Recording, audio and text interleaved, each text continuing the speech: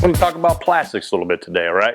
It's early spring here in South Dakota. The water's slightly warming up a little bit in that mid-40s, which means we got some spawning walleye. We still have some pre-spawn walleye, a lot of those, and just a few we're moving to that post-spawn phase.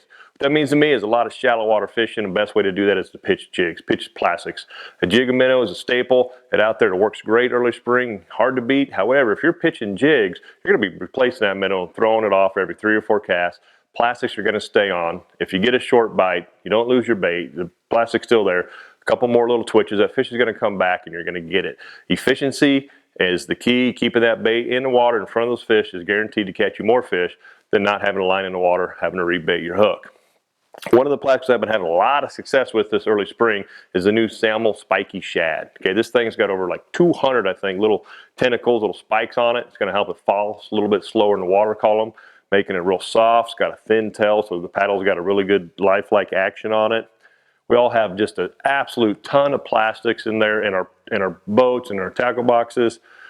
Get some confidence in these things. This is the time of year to be using them. Get out there in early spring. When the bite is hot, start filtering through all those new baits you wanted to try out. And guarantee you one of them is going to outperform the other ones throughout the day, and you're going to get a lot more confidence in that bait. Salmo also has a few other new plastics that have been catching some fish this spring, but I think these are really going to shine as the water warms up, maybe into late April, early May, as we get some weed growth and those fish are up in those mud flats, and I'm going to fish a little bit faster. I'm going to go to more of these swim bait styles. We have the Walleye Shad here, you know, real comes in great colors, real big paddle tail on. This thing's going to make a lot of noise.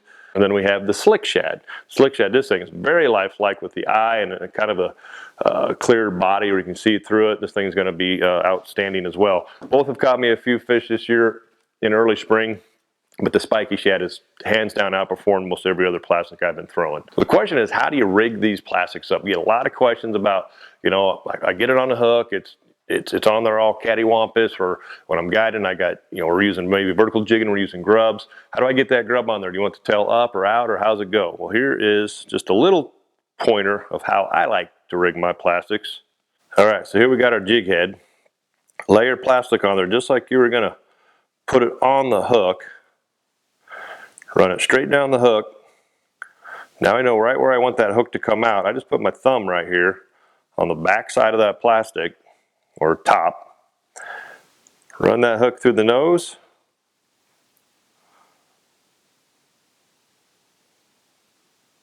You can kind of poke that tip of that hook through a little bit till you feel it where your thumb is. Then you should be in the right spot. Slide it on up over your hook keeper. There you go. Plastic's rigged straight. It's not all cockeyed. It's going to run through the water nice and true. Look real lifelike. Going to get that bite. You want to bury that hook in a little bit bigger plastic if you're fishing around some weeds.